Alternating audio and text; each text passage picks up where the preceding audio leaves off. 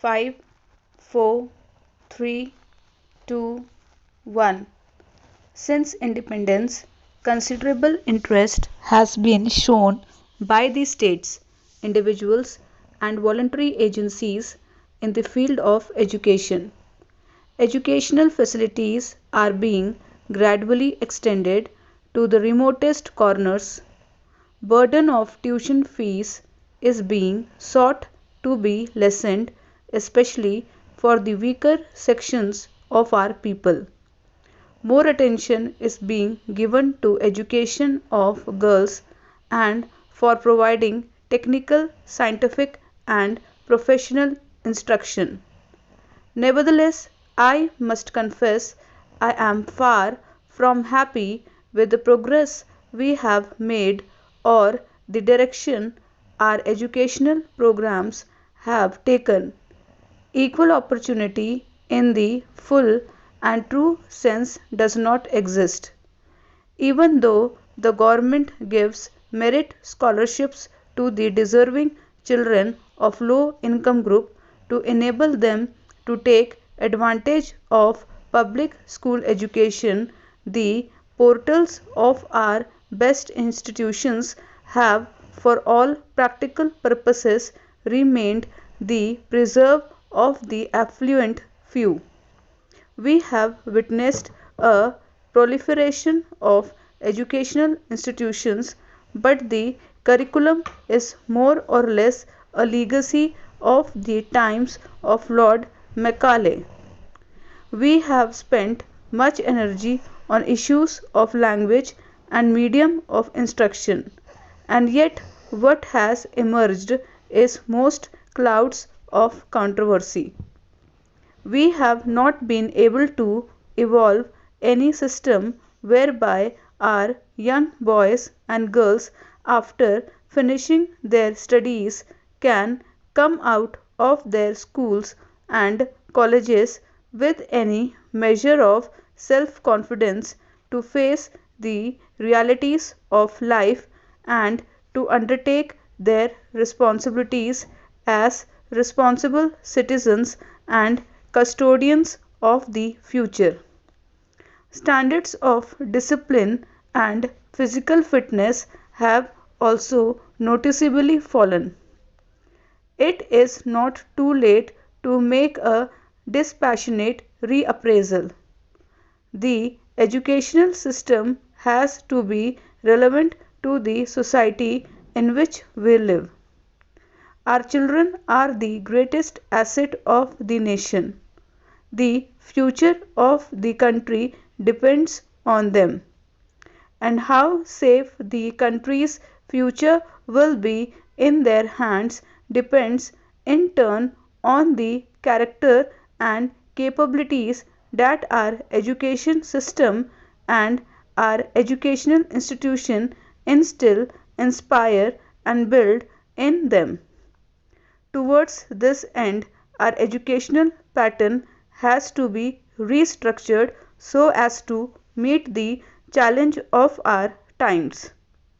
It should be flexible enough to adjust to the changing requirements lest it should go fossilized. We cannot afford to pursue old methods in the changed situation. If we want to build a brighter and better India, we should start at the school level by training our girls and boys to be useful and worthy citizens of the motherland. There is need in our schools and colleges for greater attention to professional and job oriented courses of instruction so that our children can look forward to the future with confidence and hope and may not be pained with uneasy feelings of uncertainty and frustration as confront them today. There is also need to devote greater attention to sports and games for the play fields, help in building not only the body but also inculcate discipline and capacity to lead.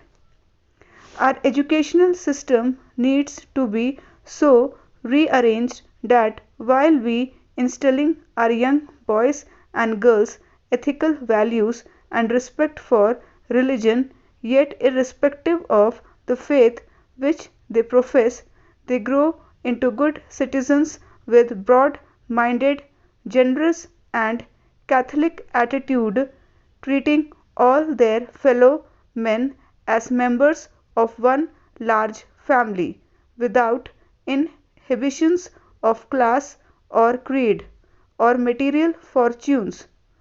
For a vast country like ours, with many languages, many religions, and in a sense many cultures, education must help to bring about a synthesis of them all and foster a sense of togetherness and thereby contribute to national integration and harmony.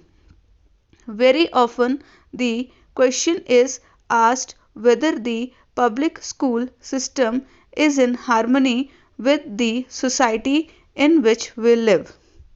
The public school system have undoubtedly rendered great service to the country in the past and can also contribute much in the years ahead, but the institution has to undergo reorientation in its objectives and a basic change in its concept of exclusiveness. It has to be recognized that public schools have afforded the flowering of personality and building of character of its children, and many of our illustrious sons have been the products of such institutions. The times have changed. If the public school system is to continue and prosper and be meaningful, and I would go further, if it has to have any place in our society, it must ensure that admission of student is not restricted only to those who come from the affluent strata of society and who can afford to spend lavishly. The intelligent and deserving students, irrespective of their social and financial status, must find an opportunity for admission to these institutions. To be precise and practical, firstly, a certain percentage of admissions should be reserved for bright students of less fortunate parents, and secondly, a certain percentage should also be earmarked for average students of the so called common people. We have vast talent lying untapped in our sprawling rural backwaters, and this talent must be harnessed for the overall good of the country. The country is facing many problems, but there are many opportunities as well.